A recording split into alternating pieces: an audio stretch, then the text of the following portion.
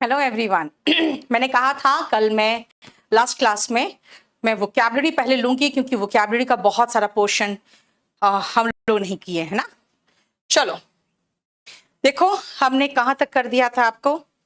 मैंने आपको 3 हमने करवाया था आपको और उसके बाद मैंने कहा था मैं नेक्स्ट क्लास में करवाऊंगी, है ना। चलो नेक्स्ट वर्ड में आइए। सबसे पहले देखो लॉर्ड, ऐसे कहें हम लॉर्ड को अपलॉड करते हैं, है ना। हम लॉर्ड को लॉर्ड करते हैं, LORD को LAUD कहते हैं, करते हैं। LORD को LAUD करते हैं। हम लॉर्ड को लॉर्ड करते हैं, यानी कि तारीफ करते हो, गुणगान करते हो, गॉड इज ग्रेट बोलते हो ना। लॉर्ड का मतलब हुआ अपलॉड। देखो सिनोनिम दिया हुआ है आपका लॉर्ड का। लॉर्ड का मतलब अपलॉड, लॉर्ड का मतलब अपलॉड। एप्रिशिएट, एक्सटॉल, इसका मतलब क्या होता है? इन सब का मतलब होता है प्रेज, यानी कि आप किसी चीज की तारीफ कर रहे हो, ठीक है। ऑफलाइन बैच बेटा कल ही आ रहा है, कल ही मॉर्निंग में 8 से 12:30 एक ऑफलाइन बैच आ रहा है, राइट। देखो लॉर्ड का सिनोनिम सबसे पहले देखो, प्रेज, एप्रिशिएट, अपलॉड, एक्सटॉल, और आओ सिनोनिम और देखते हैं। कमेंड, कमेंड का मतलब कमेंट नहीं बोल रही हूं, कमेंड बोल रही, ठीक है ना। हेल, सुने हो वो मोगैम्बो खुश हुआ मैं कहता था हेल मोगैम्बो, है ना। देखो कमेंड, हेल, HAIL है, याद रखना बेटा HAIL है, ठीक है। और बोलो, और सोच के बताओ, आप बताओ। एप्रिशिएट, ठीक है, लिखा हुआ है। एडमायर, देखो इसका सिनोनिम हम और भी लगा सकते हैं, एडमायर। ये सब सिनोनिम है, praise, appreciate, applaud, extol, commend, hail, admire. एक और सिनोनिम लिख सकते हो, एक्लेम। इतना हुआ तारीफ करना, तो इसका एंटोनिम क्या होगा सोचो, क्रिटिसाइज। इधर हम कमेंड लिखे हैं ना, याद रखना एंटोनिम कंडेम होगा। समझ में आया भाई? तुमने किया क्या मेरे लिए? जो किया उसको मैंने थोड़ा साबित कर दिया। Belittle,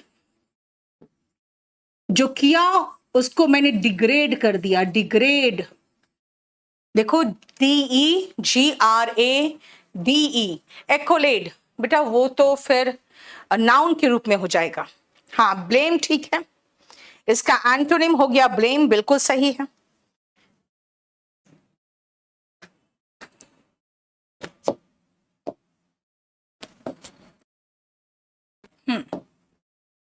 belittle, degrade, blame. देखो बेटा यूलॉजी भी ये है बेटा, सिनोन उसका वो भी नाउन है, रॉकी। आपको वर्ब के रूप में करना है। अगर हम लॉर्ड यानी वर्ब की बात कर रहे हैं तो मैं सारा वर्ब लगाऊंगी सिनोनिम में भी, सारा एंटोनिम में भी लगाऊंगी। यूलॉजी मतलब होता है प्रशंसा गीत, वो तो नाउन हो गया, ठीक है। देखो लॉर्ड का सिनोनिम, मैंने कहा हम लॉर्ड को अपलॉड करते हैं, हम लॉर्ड को लॉर्ड करते हैं। लॉर्ड LAUD और LAUD के पहले एप लगा दिया, applaud. Praise, appreciate, extol, commend, hail, admire, acclaim. Antonym criticise, condemn, belittle, degrade, blame. देखो सिनोनिम एंटोनिम बेटा याद करना पड़ेगा, ये जब मैं पूरा खत्म कर दूंगी ये आपका लोड कर दूंगी। यस काफी है हिमेश, काफी है, मैं ऐसे इतना वोकैबुलरी करा देती हूं ना, उसी सब सफिशिएंट हो जाता है। नहीं तो वॉल्यूम 1 और देख लेना। एडमॉनिश का मतलब डांटना। सुनो, अगर मैं आपको पनिश करूं, बच्चों को हम लोग पनिश करते हैं तो उसके पहले क्या करते हैं? एडमॉनिश करते हैं। आजकल पनिश तो कर ही नहीं सकते हो, इतने बदमाश हो गए बच्चे, है ना। पनिश के पहले admonish, admonish, punish, admonish, punish. पहले हम उसको स्कोल्ड करते हैं, डांटते हैं। Chide, scold, reprimand, rebuke, chastise, castigate, lambast, upbraid, rebuff। ठीक है, देखो इतना सिनोनिम है किसका? डांटने का। एंटोनिम कहोगे तो लॉर्ड भी इसका एंटोनिम हो जाएगा, तारीफ करना। नहीं तो इसका एंटोनिम केयरस भी हो जाएगा, लाड़ प्यार करना, केयरस। ठीक है, देखो क्लियर। एडमोनिश के बाद हम पनिश करते हैं प्रिया, याद रखना। एडमोनिश के बाद हम पनिश करते हैं।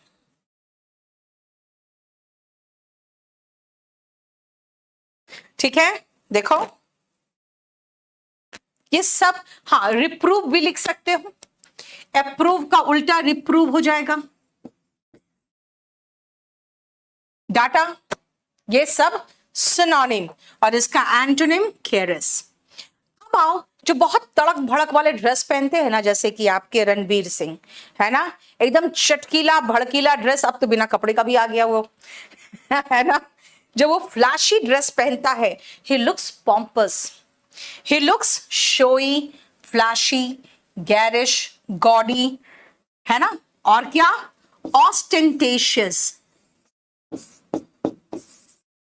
देखो, दिखावे से भरा हुआ, फ्लैम्बॉयंट, फ्लैम्बॉयंट, ऑस्टेंटेशियस। देखो ये सब होता है जो बहुत शो करता है ना, शोई के लिए हम दिखावे के भरा हुआ, चटकीला भड़कीला, शोई, पॉम्पस। ठीक है, ऑब्स्ट्रूसिव, एक और वर्ड लगाना, मतलब बहुत ज्यादा नोटिसेबल, लेकिन अच्छा के हिसाब से नोटिसेबल नहीं है। मतलब आप उसको नोटिस तो कर रहे हो, लेकिन गंदा लग रहा है देख के। लेकिन नोटिसेबल भी लगा सकते हो, क्योंकि आप उसको नोटिस तो करोगे, इतना चटकीला भड़कीला पहन के आ जाए तो, है ना। देखो बेटा, पॉम्पस का यहां पर पूरा सिनोनिम मैंने लिख दिया।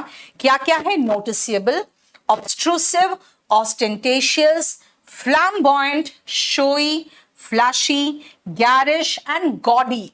ये सब है दिखावे से भरा हुआ।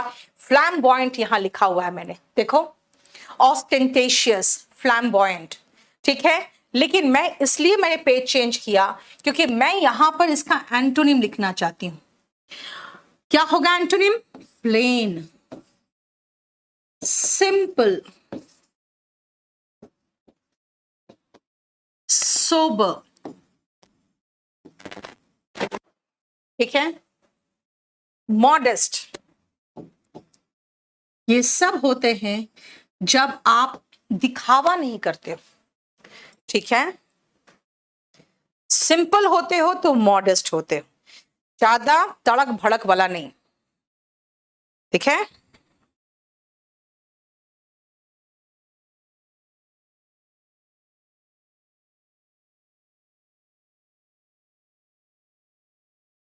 बोलो कोई प्रॉब्लम?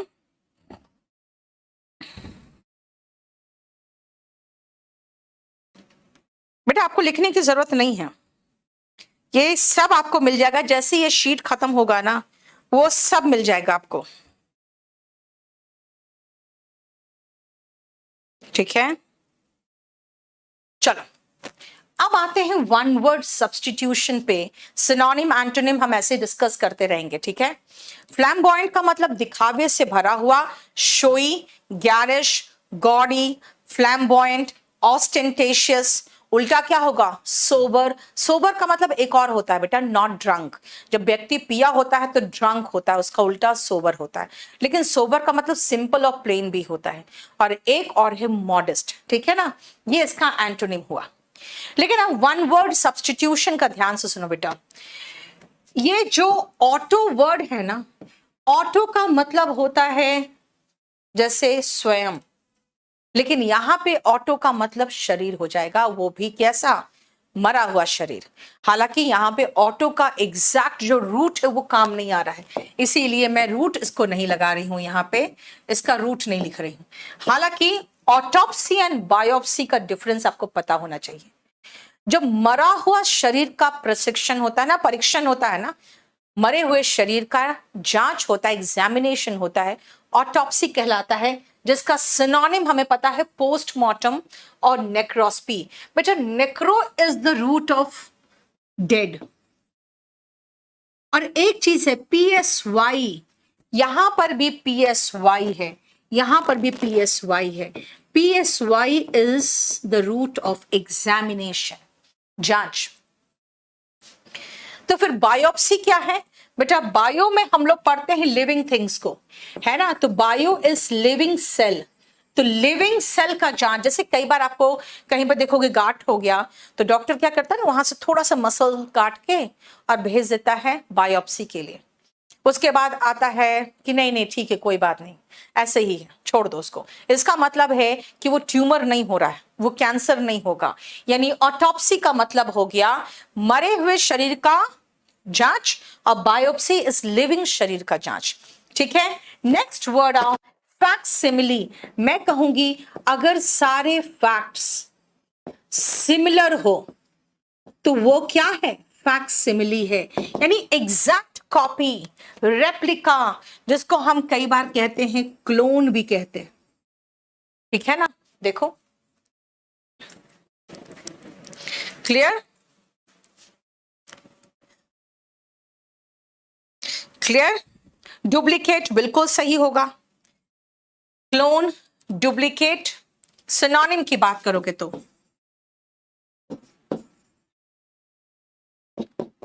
ठीक है, रेप्लिका, रेप्लिकेशन भी कहते हैं इसको, लेकिन रेप्लिकेशन तो रेप्लिका का ही हो गया। ठीक है, सिमिलर कह सकते हो। इसका एंटोनिम एक आदि होगा डिफरेंट, डिसिमिलर। ठीक है, देखो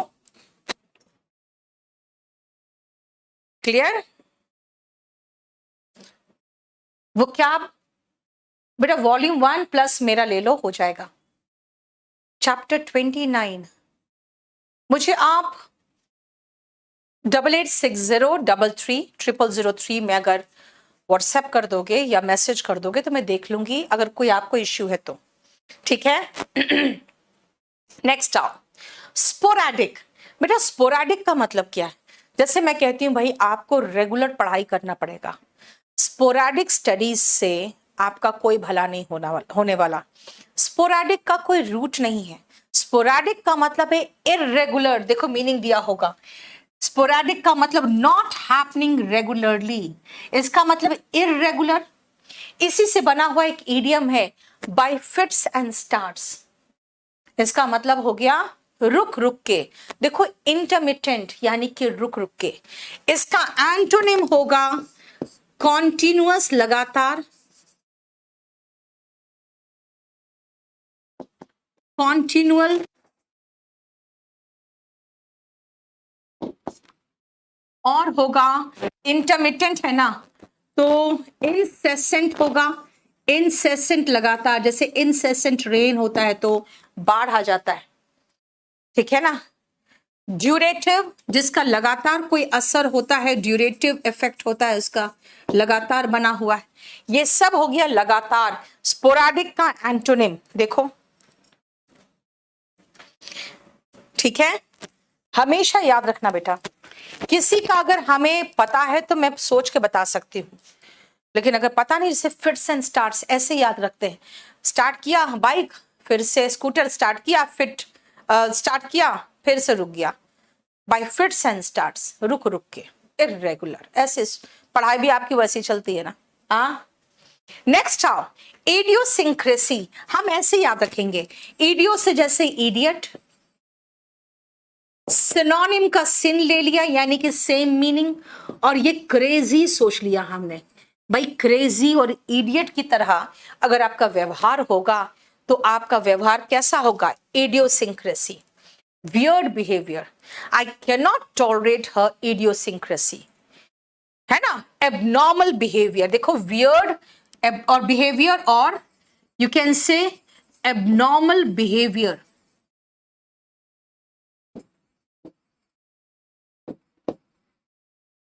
एबनॉर्मल यानी नॉर्मल बिहेवियर का उल्टा, ठीक है। देखो मैंने क्या कहा, स्ट्रेंज बिहेवियर भी कहेंगे,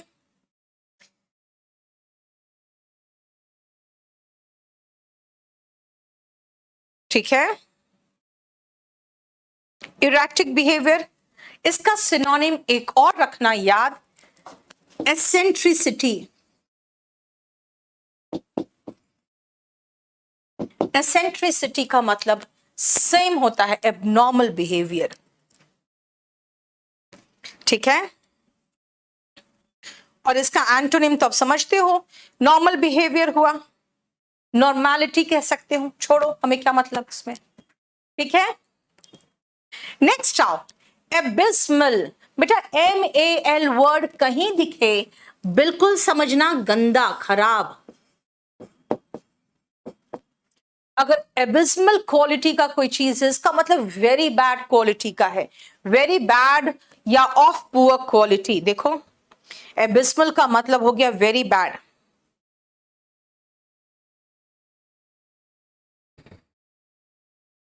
ठीक है। हाँ बिल्कुल सही, टेरिबल,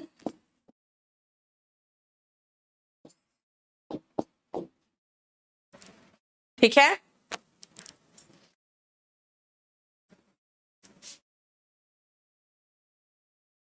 एबिस्मल का सिनोनिम बता दिया, टेरिबल। इसका एंटोनिम अगर कहोगे तो इसका एंटोनिम हो जाएगा सुपर्ब, सुपीरियर। तो टेरिबल का हो गया अगर हम कहें तो इंफीरियर हो जाएगा, of inferior quality. Superb, superior, wonderful, antonym हो गया इसका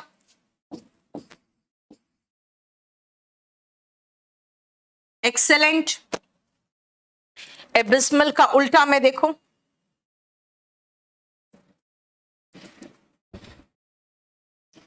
ठीक है।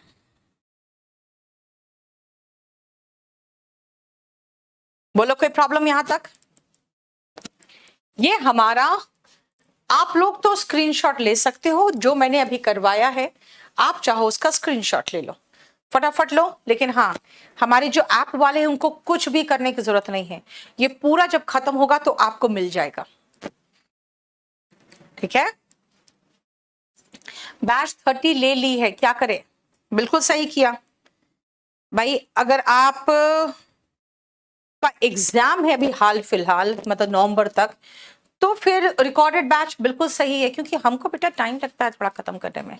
मैं आराम से 6-7 महीने में खत्म करती हूँ, ठीक है। और मुझे हड़बड़ाना नहीं, क्योंकि इंग्लिश है, भाषा बेटा रुक रुक के आता है, और भाषा को आने में टाइम लगता है, ठीक है। चलो इसको भी ले लो, आप स्क्रीनशॉट ले लो।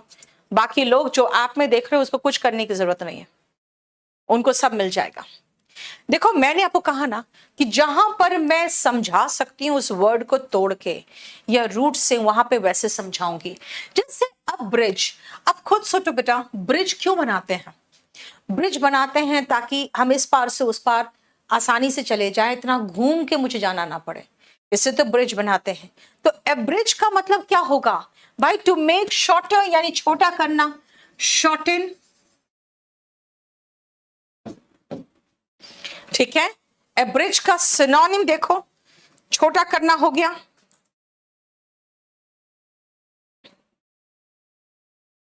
और बताओ ए ब्रिज का सिनोनिम? बेटा सब कुछ मैं कराऊंगी।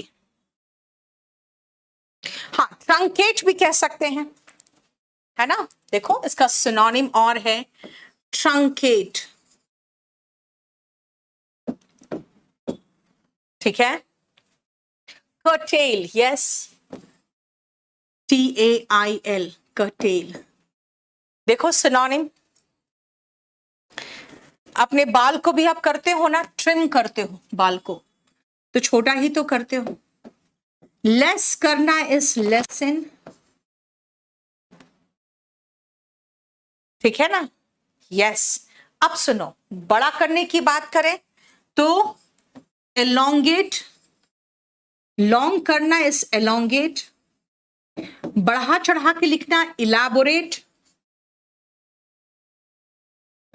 है ना?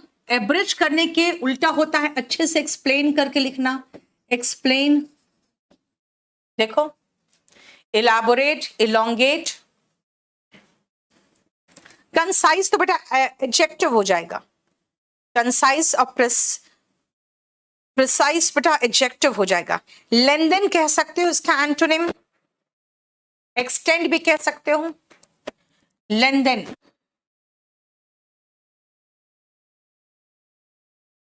एक्सटेंड, ये सब एंटोनिम हो गया इसका, है ना? Shorten, truncate, curtail, trim, lessen, छोटा करना। उससे एंटोनिम हो गया बड़ा करना, elongate, elaborate, explain, lengthen and extend, बड़ा करना। देखो, क्लियर?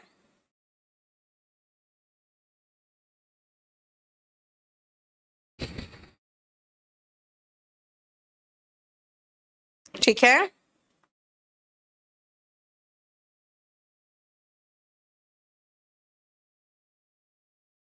चलो नेक्स्ट आओ, lack lustre.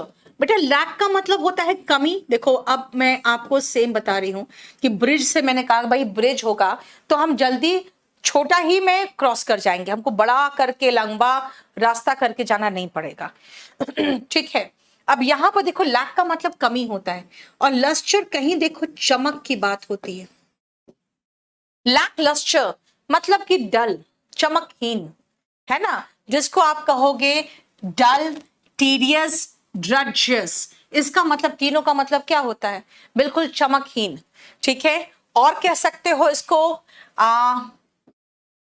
DREARY, dreary, drab, ये सब सिनोनिम हुआ। देखो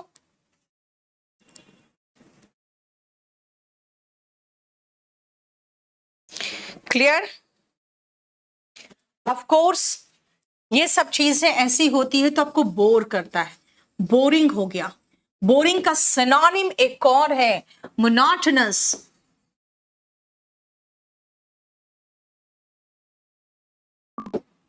मोनोटोनस का बना हुआ है मोनोटोनस, यानी एक ही टोन में जिंदगी बज रही है यार। मेरा लाइफ क्या हो गया? मोनोटोनस हो गया। मोनो मतलब एक ही टोन में जिंदगी बजे जा रही है तो मोनोटोनस हो गया लाइफ, यानी boring, drudgery, dreary, drab, uninteresting, not exciting. इसका एंटोनिम क्या होगा? Exciting, interesting. देखो, जो आपको एक्साइट करे, जो आपको इंटरेस्ट पैदा करे, ठीक है?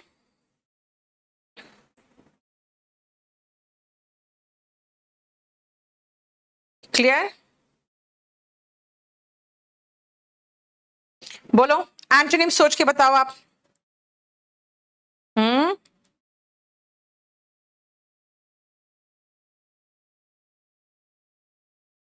एनर्जाइजिंग भी कर सकते तो ठीक है, एक्साइटिंग का बताओ। और थ्रिलिंग, थ्रिलिंग, THRILLING, एक्साइटिंग का थ्रिल पैदा करता है, वो थ्रिलिंग है। यस, जल्दी बताओ। एक्सिलरेटिंग भी हो जाएगा।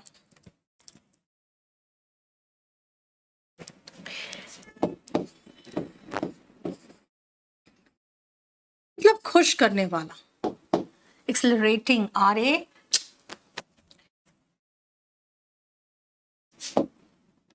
एक मिनट,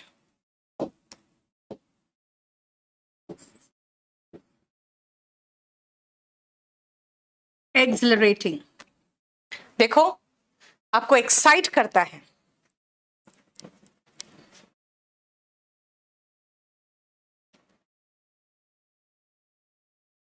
एक एल लगाओगे तो ठीक रहेगा, वरना 2 L में। चलो, क्लियर?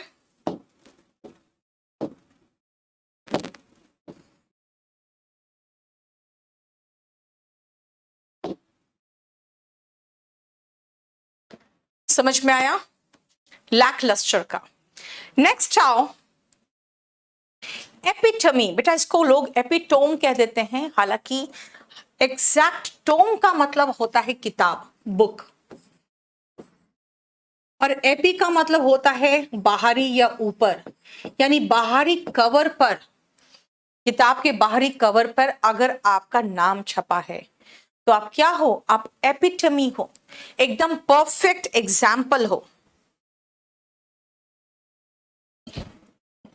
किसी भी, जैसे मान लो बिजनेस के मैगजीन पर आपका नाम छपा है, यानी कि आप एकदम परफेक्ट एग्जाम्पल हो। इसका मैं कह सकती हूं एपिटमी का मतलब होता है एम्बॉडीमेंट, यानी वो उस रूप में आप समावेश हो, एम्बॉडीमेंट ऑफ विमेन एम्पावरमेंट हो, यानी एकदम साक्षात रूप। ठीक है, एपिटमी का। इसका सिनोनिम में एक और है पैरागन, याद रखना। पैरागन का मतलब ये होता है एग्जैक्ट एग्जाम्पल। ठीक है, क्लियर? सो एपिटमी का मतलब होता है एकदम परफेक्ट एग्जाम्पल।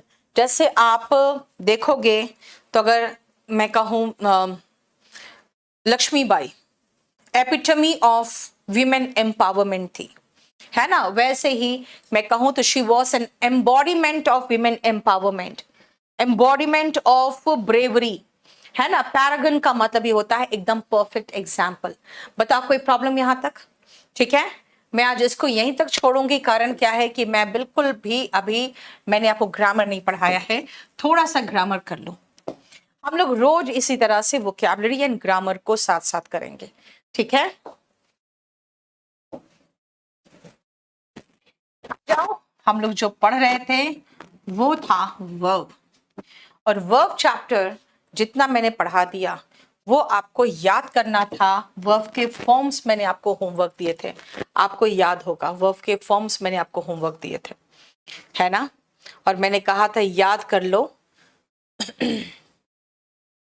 और फिर मैंने आपको बी का सारा यूज कराया था, है ना। देखो अब हम डू में आ रहे हैं। पहले बताओ यहां तक समझ में आ गया था आपको अच्छे से? राइट, अब आगे करें।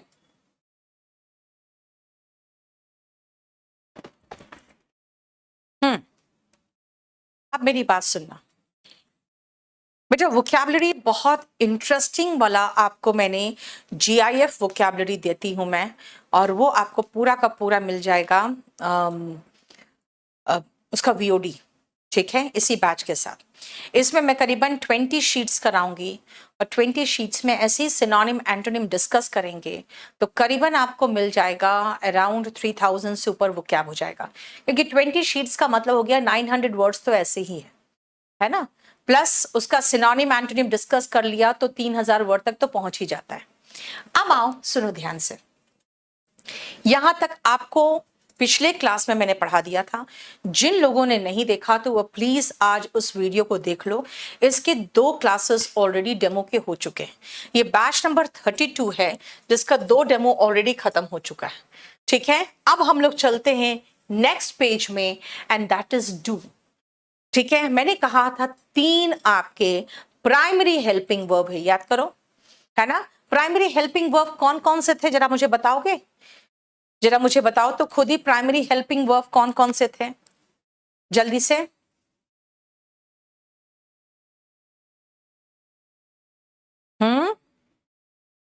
जल्दी बताओ तो प्राइमरी हेल्पिंग वर्ब कौन कौन से थे, जल्दी बताना बेटा। हम्म क्लास रोज होती है? नहीं मंजली, ये वीक में 3 डेज होता है। वो डबल लेटर वाला कॉन्सेप्ट बेटा अभिषेक बेर में बिल्कुल नहीं लगेगा, क्योंकि उसके पहले 2 वर्बल से 1 वर्बल नहीं है। Very good Abhay. Do, be और हैव। बेटा लास्ट में अगर कॉन्सोनेंट आता है उसके पहले 1 वर्बल होता है, तब ना वो डबल होता है, राइट? अब आती हूं मैं नेक्स्ट में, एंड दैट इज डू। मैंने कहा था डू, बी एंड हैव। बेटा मैंने बी समझा दिया आपको, अब मैं डू और हैव में चलूंगी। लेकिन डू में आने से पहले मैं आपको एक क्वेश्चन देना चाहती हूं, मैं देखना चाहती हूं कि आपको पता है कि नहीं, जो मैंने लास्ट क्लास में पढ़ाया था। काश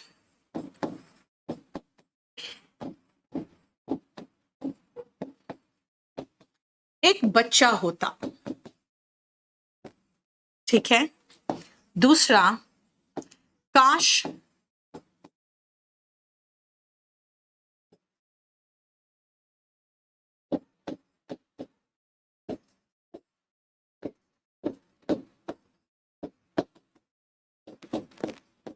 अगर मान लो किसी पास्ट टाइम की बात कर रहे हो, काश मैं दिल्ली में होता 2010 में।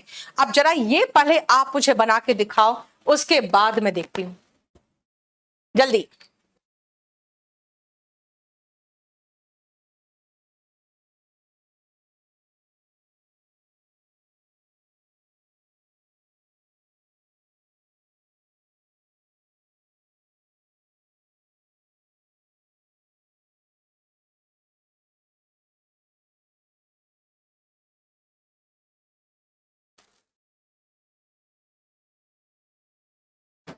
वेरी गुड, बहुत सही। देखो, काश मैं बच्चा होता, आई wish I were a child या अ बेबी और एन इन्फेंट, कुछ भी लगा दो। काश 2010 में, बेटा याद करो मैंने कहा था पास्ट के लिए हैड बीन लगाना है ना? I wish I had been. Present position के लिए, प्रेजेंट इमेजिनरी पोजीशन के लिए वर सबके साथ, पास्ट के लिए हैड बीन प्लस वर्ब का थर्ड फॉर्म, यानी देखो had plus been, had plus verb का थर्ड फॉर्म, बी का third form been. I had been in Delhi in 2010। 2010 जानबूझ के क्यों दिया मैंने? क्योंकि मैं पास्ट दिखाना चाह रही हूं। पास्ट के लिए हैड बीन, प्रेजेंट के लिए वर। बताओ कोई प्रॉब्लम यहां तक? ये बैच नंबर 32 का है, इसके साथ और पुराने 2 बैचेस चल रहे हैं बेटा, ठीक है? आप अपने अकॉर्डिंग बैच चुन लो। जरा ये पेज आप डू पढ़ो तो, और जरा देखो मैं डू का मीनिंग क्या निकाल रही हूं, जरा देखो तो।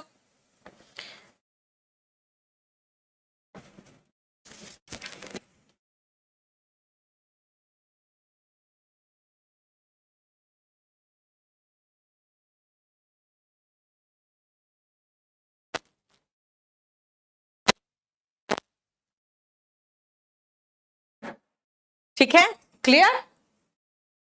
अब सुनो, अगर मैं कहूं डू का फॉर्म, तो बेटा फर्स्ट फॉर्म है डू, सेकेंड फॉर्म है डिड, थर्ड फॉर्म है डन।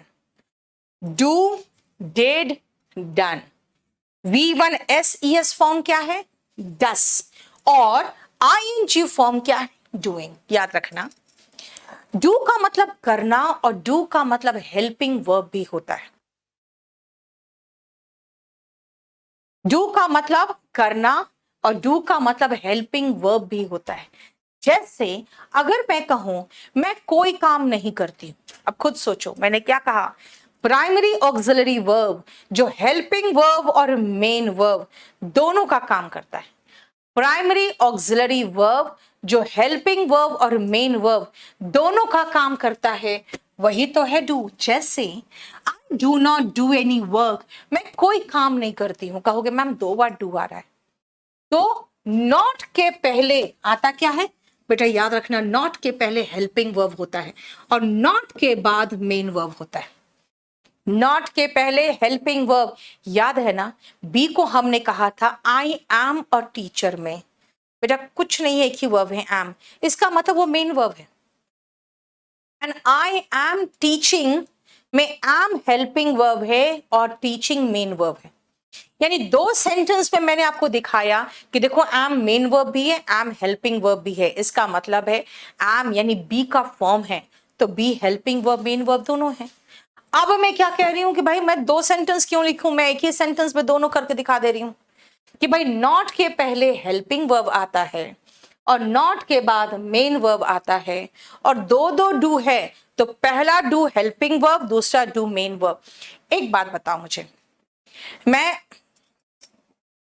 तीन वर्ब एक सेंटेंस में लगाऊं तो पहला कौन सा वर्ब होगा, दूसरा कौन सा वर्ब होगा, तीसरा कौन सा वर्ब होगा? खुद सोच के बताओ तो, जल्दी सोचना तो, जल्दी।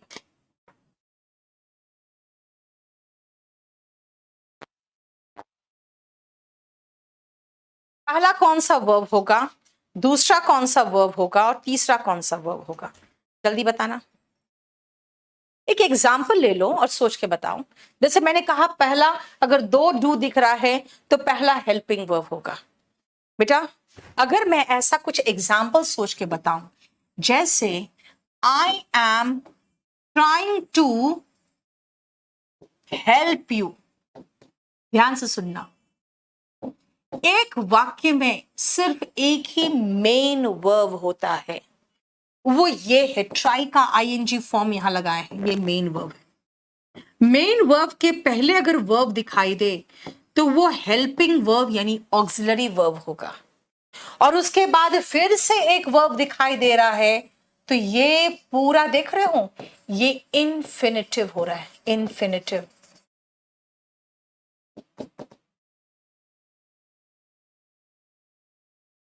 ठीक है, क्लियर? यानी पहला हेल्पिंग वर्ब, दूसरा मेन वर्ब और तीसरा सामान्यतः इन्फिनिटिव के फॉर्म में होता है। बेटा याद रखना सिर्फ एक ही मेन वर्ब होगा, तो ये जेरेंड इन्फिनिटिव ऐसा कुछ होगा। ठीक है, यानी अगर दो डू दिख रहा है तो पहला डू हेल्पिंग वर्ब और दूसरा do main verb. Very good Shankar, तुम भी सही हो बिल्कुल। हेल्पिंग वर्ब मेन वर्ब तो होगा ही, उसके बाद इन्फिनिटिव या जेरेंड कुछ भी हो सकता है। कोमल, वेरी गुड कोमल कुमारी। ठीक है, अब सुनो, अगर मैंने कहा पहला हेल्पिंग वर्ब है तो कहोगे मैम ठीक है, आई डू नॉट, यानी डू नॉट के पहले डू आ रहा है। क्या नॉट नहीं हो तो भी डू आ सकता है? यस आ सकता है। अगर मैं कहूं आई अंडरस्टैंड योर प्रॉब्लम्स, आप कहोगे मैम का तो कोई कोई फीलिंग ही नहीं दिख रहा है ना, भावना ही नहीं व्यक्त कर रही है। अगर मैं कहूंगी I do understand your problems, कहोगे हाँ अब समझ में आया कि थोड़ा सा तो फीलिंग दिखा। जब आप मेन वर्ब पर जोर देना हो ना, मेन वर्ब पर जोर देना हो तो बेटा मेन वर्ब को फर्स्ट फॉर्म में लगा दो और उसके पहले अकॉर्डिंग टू टेंस प्रेजेंट में डू डस लगा देते हैं, पास्ट में डिड लगा देते हैं, और उसके बाद वर्ब का फर्स्ट फॉर्म लगा देते हैं। देखो ध्यान से कैसे हो रहा है, ध्यान से देखना। I do understand your problems, इसका मतलब है कि मैं तुम्हारी परेशानी समझती हूं। ठीक है, क्लियर? नेक्स्ट आओ, देखो ध्यान से, डिड मेक अ मिस्टेक, मैंने गलती की।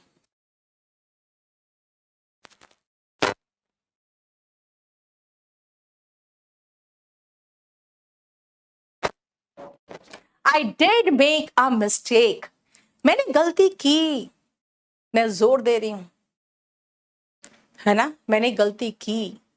सीधा बोलो आई मेड अ मिस्टेक ना, डिड लगा रहे, क्यों लगा रहे हैं भाई? इस मेक पर जोर देने के लिए। बेटा याद रखना ये दो जो पॉइंट है ना, डू और डिड वाला, आप कहोगे मैम हम तो टेंस पढ़े ही नहीं है, कोई बात नहीं, आप इनको छोड़ देना। अभी कहां के लिए? See present indefinite, indefinite and past indefinite, इनको आप प्रेजेंट और पास्ट इंडेफिनिट टेंस के लिए अभी छोड़ दो। ठीक है,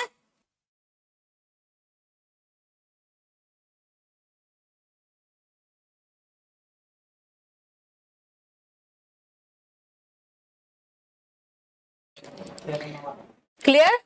देखो ध्यान से, present indefinite and past indefinite में इस्तेमाल हम करते हैं डू, डस और डिड, फिर वर्ब का फर्स्ट फॉर्म। कब? जब आप जोर देना चाहते हो तो। इसलिए इसको अभी नहीं करना है, इनको टेंस में करो। और अगर आपको टेंस आती है तब फिर मैं आपको 2 सेंटेंस दे रही हूं, आप सोच के बताना। अगर मैं कहूं कि मैं आपको नोट्स देती तो हूं, आप कहोगे मैम नोट्स बना ले। मैं कहूंगी भाई नोट्स बनाने की जरूरत क्या है, मैं आपको नोट्स तो पूरा लिख के देती तो हूं। आप बताओ कैसे बोलूंगी? मैं जोर दे रही हूं इस बात पे कि आपको नोट्स बनाने की जरूरत नहीं है, मैं नोट्स तो बना के देती तो हूं, ये बोल रही। बताओ कैसे बोलूंगी मैं आपको? जल्दी।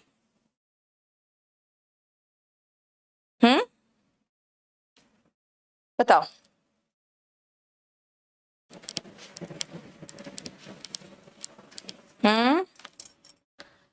अमन, अमर, कम से कम उसको भी पढ़ लो यार, और मेरे से उसका भी वीओडी बना के दे दिया है मैंने। जल्दी बताओ जल्दी। Very good Adarsh, very good.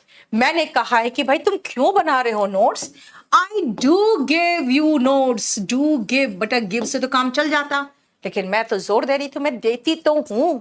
I do give you notes, चाहे I do give notes to you. ठीक है ना? क्लियर? अगर मैं ये कहूं कि भाई तुम्हारा सिलेक्शन होता कैसे, तुमने कितनी परीक्षाएं दी लास्ट ईयर, तो आप कहोगे मैम मैंने हर परीक्षा दी है, मैंने लास्ट ईयर एक एक एग्जाम दिया है। अब आप कैसे बोलोगे? ठीक है, मैं कहूंगी भाई कितने एग्जाम्स दे दिए जो तुम कह रहे हो सिलेक्शन नहीं हुआ। अगर बाय चांस आप कहोगे भाई क्या बात कर रहे हो, मैंने एक एक परीक्षा दी है, आप बताओ, जोर दिया आपने, मैंने सारे एग्जाम्स दिए, कैसे बोलोगे? जल्दी से सोच के बताओ। फील करने वाली बात है, इंग्लिश याद रखना बेटा, फील करने वाली बात होती है। ठीक है ना? भावना व्यक्त करनी है ना, कोई भी भाषा हो, भावना कैसे व्यक्त करोगे? मैंने पास्ट की बात की, पास्ट की बात की है, आप कहोगे मैंने सारी परीक्षाएं दी थी। शशांक, एवरी सिंगल एग्जाम होता बेटा, और गिव नहीं होता है, टेक होता है। मैं जान रही थी गिव करोगे तुम लोग बेटा, इसी के लिए तो वर्ब पढ़ रहे हो, क्योंकि वर्ब में आपको मैं बताऊंगी परीक्षा देना इज गिव एग्जाम, नहीं टेक एग्जाम। आप कहोगे मैम आई टुक, तो बोलोगे मैम टुक का मतलब हो गया लिया, मैंने एग्जाम दिया सब ना। मैं जोर देना चाह रही हूं, अगर आप जोर देना चाह रहे हो तो टुक नहीं होगा, फिर तो आपको डिड लगाना पड़ेगा। I did take all the exams, या every single exam। देखो मैंने क्या कहा, टेंस के अकॉर्डिंग डू डज लगा दो, उसके बाद वर्ब का फर्स्ट फॉर्म लगा दो, तो जोर दे दोगे। जैसे मैंने कहा भाई मैं तो सारे नोट्स आपको देती तो हूं, जोर दे रही हूं, I do give you all the notes. और आप कहोगे मैंने एक एक एग्जाम दिया था, I did take every single exam last year. समझ में आया? यानी मेन वर्ब पर जोर देना हो, मेन वर्ब पर जोर देना हो, यहां पे सेकेंड और थर्ड याद रखना, मेन वर्ब पर जोर देना हो तो हम क्या करते हैं इसमें, हम मेन वर्ब को फर्स्ट फॉर्म में लगा के उसके पहले डू डज डिड लगाते हैं, उसके पहले डू डज डिड लगाते हैं। देखो clear? Attempt, Krishna appear in every exam लगाओगे। ठीक है?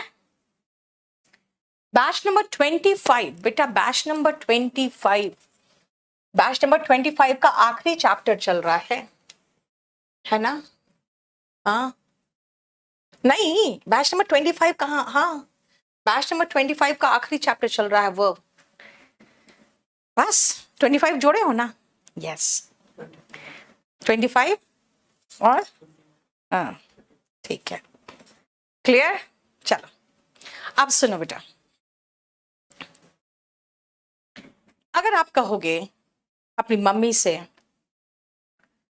कि आप मुझसे कम प्यार करते हो, है ना? पापा ज्यादा प्यार करते हैं, आप मुझसे कम प्यार करते हो, तो आपकी मम्मी क्या कहेगी? आई लव यू, देखो वर्ब है यहाँ पे, मैंने वर्ब चेंज किया। आई love you as much as your father does। does क्यों कहा, loves क्यों नहीं कहा? बेटा जब वर्ब के रेपिटेशन से बचना है ना, तो हम डू का फॉर्म का इस्तेमाल करते हैं। जैसे अगर मैं कहूं भाई जितना वो मेहनत करता है ना उतना मैं भी करती हूं, मैं कहूंगी I work as hard as he does. मतलब जितना वो मेहनत करता है उतना मेहनत मैं भी करती हूं। I work as hard as he does. देखो, I love you as much as your father does. ठीक है, क्लियर? बोलो।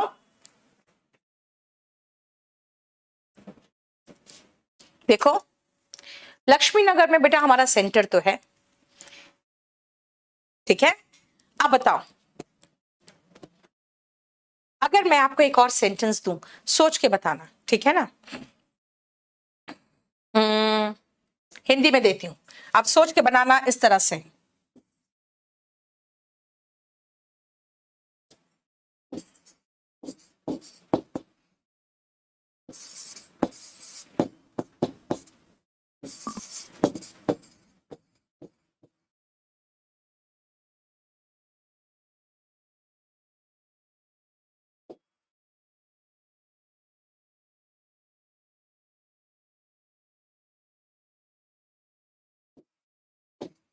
देखो हिंदी में सेंटेंस कितना अटपटा सा लग रहा है, लेकिन आपको मीनिंग समझ में आ रहा होगा कि मैं यहाँ पे उतने ही अक्सर आती रहती हूँ जितने अक्सर तुम आते हो। कैसे करोगे जल्दी? I love you ma'am as much as no one can. अरे कैन डू, कैन के साथ डू आता है भैया, तुम अंग्रेजी भी बोलते हो तो गलत बोल दोगे तो फिर कैसे प्यार बढ़ेगा बताओ? मैं तो उसका करेक्शन करते रह जाऊंगी। हाँ, बहुत एक मजेदार आपको वाक्य सुनाती हूँ, बहुत साल पहले का। शायद मेरी किस्मत में टीचर बनना लिखा था, क्योंकि हरकतें मेरी टीचर वाली थी। एक बार मैं जा रही थी ट्यूशन पढ़ने, तो हमारे मोहल्ले में एक लड़का था। उसने क्या किया, जब मैं जा रही थी रिक्शा से अपने ट्यूटर के घर, तो उसने एक लेटर फेंका मेरे तरफ, ठीक है। और वो लेटर था लव लेटर। तो हुआ क्या, एक तो हम लोग इंग्लिश मीडियम वाले, हम लोग कार्मल स्कूल के प्रोडक्ट्स, हम लोग अपने घमंड में चूर रहते थे। वो लड़का था वो गिरिडीह बॉयज स्कूल का लड़का, उतना भाव तो देते नहीं थे वहां के लड़कों को हम लोग। तो अरे वो गधा, अरे भैया जब दिल की बात लिख रहे हो तो दिल की बात लिखना है तो हिंदी में लिखो ना, है ना? वो सोचा कि हम कार्मल स्कूल की लड़की को लेटर लिख रहे हैं, उसने इंग्लिश में लेटर लिखा, लव लेटर भी लिखा तो इंग्लिश में। एक तो सबसे पहले वो लेटर पढ़ के मैं और मेरी फ्रेंड, हम दोनों जाते थे ट्यूशन पढ़ने। हम दोनों पहले तो बहुत हंसे, क्योंकि वो इतना पटांग इंग्लिश लिखा था। बस जैसे मैं कई बार आप लोग की इंग्लिश पढ़ के कहती ना, भावना समझ लो भाई। कई बार ऐसा होता है आप लोग का कोई मैसेज आता है तो स्क्रीनशॉट मार के जब भेजती हूँ, मैंने कहती हूँ ना आपको कि आपका मैसेज आएगा तो स्क्रीनशॉट मार के भेज देती हूँ, फिर आपको फोन आ जाता है। तो कई बार हमारे स्टाफ हंस देते, तो मैं कहती हूँ भावना समझो, जो बोला गया उसकी भावना समझो। तो उसके लव लेटर में भी मुझे सिर्फ भावना समझनी पड़ रही थी, ठीक है। तो हम लोग दोनों तो पहले खूब मजाक उड़ाए, क्योंकि यार हम लोग अपने घमंड में चूर रहते थे। उसके बाद दोनों ने बैठ के, मैंने बैठ के पूरा उसको गोला लगाया, ऐसे ऐसे कहाँ कहाँ ग्रामेटिकल मिस्टेक था वो पूरा मैंने सही कर दिया। फिर हम लोग भी कमीने कम नहीं थे, मैंने कहा यार कल तो जरूर आएगा, उसको लव लेटर का तो जवाब चाहिए, तो कल उसको जवाब दे देंगे, है ना, यही लेटर थमा देंगे। अब आप खुद सोचो, उसमें पूरा मैंने अच्छी तरह से करेक्शन कर दिया। दूसरे दिन जब वो वापस पहुंचा तो वो मेरे तरफ देख रहा था कि मेरा रिएक्शन क्या है। हम इग्नोर मार रहे हैं कि लेटर दे रहे हैं। मैंने अच्छे से वो लेटर को वहीं पर गिरा दिया। उसका चेहरा मुझे याद है यार, उसके चेहरे पे इतनी भयंकर खुशी थी उस लेटर को देखकर, जो लेटर मैंने गिराया था। लेकिन यार उसके बाद वो कभी नहीं लिखा। वो समझ गया होगा कि मुझे एक बहुत बड़ी मास्टरनी से पाला पड़ा है। तो उसे लगा था कि शायद नीतू ने जवाब दे दिया, प्यार का जवाब प्यार से दी होगी, क्योंकि लेटर का जवाब लेटर होने का मतलब होता है क्या, लड़की पट गई। लेकिन वो था क्या उसमें उसी के लेटर का पूरा करेक्शन था। तो देखो कभी कभी ऐसा होता है ना, पूत के पांव पालने में नजर आते हैं, तो मेरा शुरू से वही हालत थी। चलो, मैंने क्या कहा, इसमें भावना समझो। मैं यहां अक्सर आती हूं, उतना ही अक्सर आती हूं जितना तुम आते हो, है ना। देखो इसका मतलब हुआ आई कम हियर, है ना, उतना ही अक्सर, as often as। अब मैं कहूंगी यू कम ना, यू डू। क्यों do? By repetition of verb is not good. Verb के रिपीटेशन से बचने के लिए डू का प्रयोग होता है। बेटा हम लोग के समय में व्हाट्सएप वगैरह नहीं था ना, कि व्हाट्सएप में वो मुझे मैसेज कर देता नीतू आई लव यू और मैं उसे ब्लॉक मार देती, है ना, नहीं था ना उस समय। उस समय एक लैंडलाइन होता था और वो लैंडलाइन में पूरे घर वालों का वो लैंडलाइन एक होता था, है ना। और जब घर में एक सुंदर सी बहन हो तो भाई क्या करता है, ऐसे कुंडली मार के फोन के ऊपर बैठा रहता है, तो वो फोन भी हमें फ्रीली अवेलेबल नहीं होता था, तो इसलिए किसी का फोन आता था तो पता चलता था ब्लैंक कॉल है। क्यों? भैया उठाए फोन रख दिया जाए, माँ उठाए तो फोन रख दिया जाए, तो इसका मतलब समझ जाते थे कि यार कुछ चल रहा है, चल नहीं रहा, मतलब हमारे तक नहीं चल रहा है, लेकिन कोई लड़का ही होगा जो ब्लैंक कॉल किया। चलो देखो, as often as, उतने ही अक्सर आती हूं जितना तुम आते हो। अब कहोगे मैम अगर इस तरह के क्वेश्चन आए तो कैसे आएंगे क्वेश्चन? मैं आपको क्वेश्चन दिखाती हूं पहले। देखो 6 नंबर क्वेश्चन सीजीएल का क्वेश्चन है।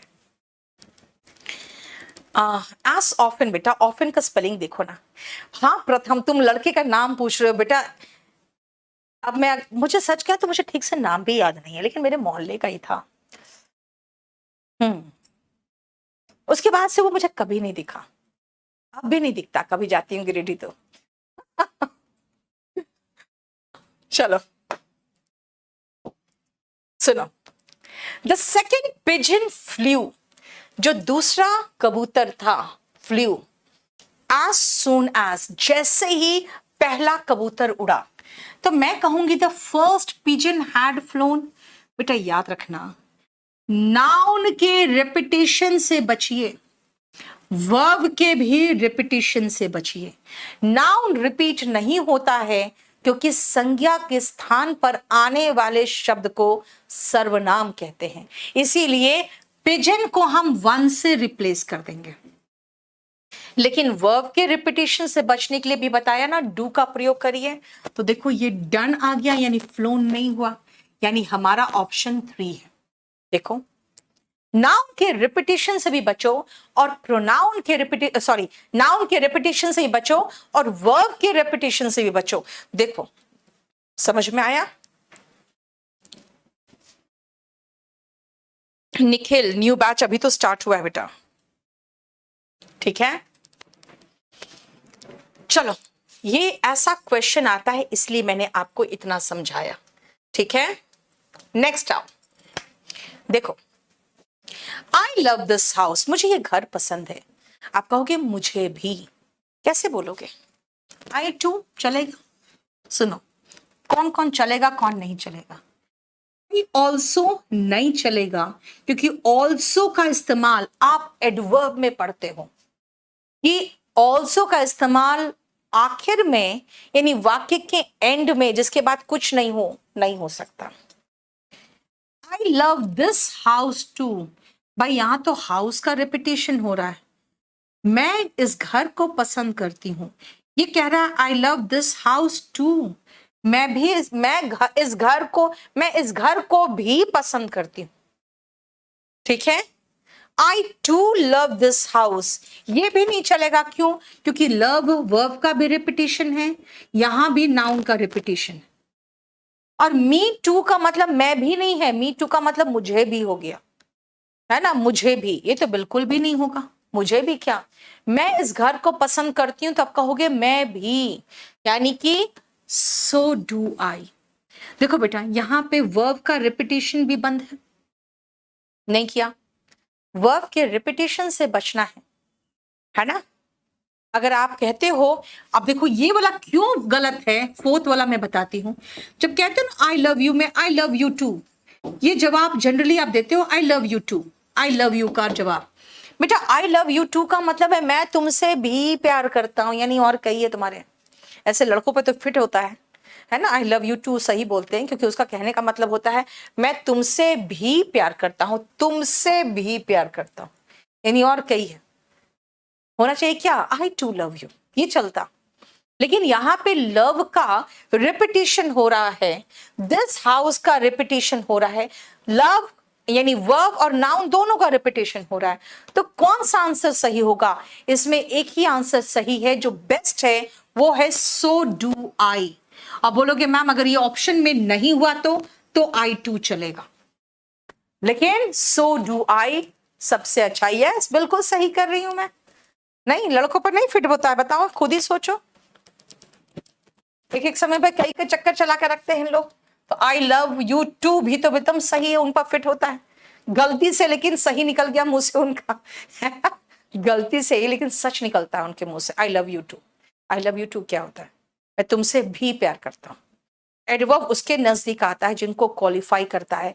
आप कहना चाहते हो मैं भी तुमसे प्यार करता हूं, तो आई टू होगा ना, आई टू लव यू। ठीक है, बताओ इस पेज में कोई प्रॉब्लम है तो बोलो। क्लियर? और सुनो नेक्स्ट पॉइंट देखो ध्यान से। अगर मैं कहूं मैंने बर्तन धो लिए, आई डिड द डिशेस। मैंने गंदे कपड़े धो लिए, आई डिड द लॉन्ड्री। मैंने अपने बाल बना लिए, आई डिड माई हेयर। बेटा यहाँ पर डिड का डू का मीनिंग क्या निकल रहा है, अकॉर्डिंग टू रिक्वायरमेंट है। डिशेस का मतलब बर्तन धोना हुआ, डिड द लॉन्ड्री मतलब गंदे कपड़े धोना, डिड माई हेयर का मतलब बाल बना लेना। मैं अगर केक पका रही हूं देखूंगी अच्छा हो चुका, द केक इज डन, यानी कि केक पक चुका, द केक इज डन। बेटा यहाँ पे डन एडजेक्टिव है। अगर मैं कहूं मुझे आप खाना बार बार परोस रहे हो, मैं कहूंगी आई एम डन, इसका मतलब हो गया भाई, पेट भर गया। आई एम डन का मतलब पेट भर गया, हो गया। ठीक है, और अगर मैं कहूं I am done with you मतलब मैं बर्दाश्त अब बाहर हो चुके हो तुम मुझसे, है ना, फेड अप। डन विथ का मतलब हुआ फेड अप। देखो सबका मीनिंग दे रही हूं मैं यहाँ पे। एक ईडियम है जिसमें डू आता है, अप एंड डूइंग, इसका मतलब एकदम एक्टिव। पहले मैं बीमार थी, now I am up and doing. अगर आप होल बोलोगे ऐसे तो क्या इसका मतलब है, I am up and doing का मतलब है now I am fit and active. Idiom में भी देखो एक आता है अप एंड डूइंग और एक फ्रेजल वर्ब में आता है डन विथ। इनका सब का मीनिंग मैंने दे दिया, लेकिन कई जगह पे डू का मीनिंग निकालना पड़ता है कि भाई मीनिंग सेंटेंस क्या बोल रहा है। Okay, I do the dishes मतलब मैं बर्तन धोती हूँ, आई डिड द लॉन्ड्री यानी मैंने गंदे कपड़े धो दिए, आई डिड माई हेयर मतलब बाल बना लिए। अब कैसे बनाए वो तो आपका आप जानोगे, खाली मैं जान रही हूँ क्या बोल रही हूँ, बाल बना लिए। ठीक है बेटा, कॉम्प्रिहेंशन वगैरह सब कुछ मैं कराती हूँ। एंड वन थिंग मोर, मुझे नहीं समझ में आ रहा है आप लोग, मेरा जो टेस्ट पेपर मैंने 3 करा दिए हैं CPUSI के 50-50 क्वेश्चन के। आज ट्यूसडे है ना, अरे मंडे, ट्यूसडे थर्सडे सैटरडे आपका टेस्ट पेपर चलता है। सैटरडे को तो मैं क्लास ले नहीं पाई थी, मैंने संडे को कल टेस्ट पेपर कराया 6 बजे, और 3 टेस्ट पेपर 50-50 क्वेश्चन के CPUSI का करा दिया है। उसमें रीडिंग कॉम्प्रीहेंशन और क्लोज टेस्ट दोनों कराए हुए हैं, तो आप वो देख लो। चलिए, मेरा क्लास 6 से 7:30 है बेटा इस बैच का, याद रखना। और कल एक बैच आ रहा है मेरा, कौन सा पता है आपको? कल ये बैच आ रहा है ऑफलाइन। देखो 23 अगस्त को 8 से 12:30 ऑफलाइन बैच आ रहा है। और इस ऑफलाइन बैच में जो मेरी टीम है फाउंडेशन वाली, उन्हीं के साथ मैं आती हूँ हमेशा। अगर आप कहोगे मैं नहीं आ सकता, तब आप ये बैच ले लो। ठीक है, जो लोग एकदम बेसिक वाले हैं जिनको कुछ नहीं आता, मैं उनको कहूंगी बेटा पहले तो आप स्पोकन ले लो, है ना। स्पोकन अगर कर लोगे ना तो उसके बाद अगर आप कहोगे नहीं मैम स्पोकन नहीं करना चाहता हूं मैं, तो आप इस बैच का एक VOD बैच है, वो इंग्लिश वॉल्यूम 1 का, वो ये है, वो ले लो। अगर आप कहोगे मैं सब कुछ तैयारी करना चाहता हूं, पूरा कंप्लीट तैयारी एक साथ हो जाए, तो आप ये कॉम्बो ले लेना। कॉम्बो 30 का क्यों नहीं लगा रहे हो तुम ऐड?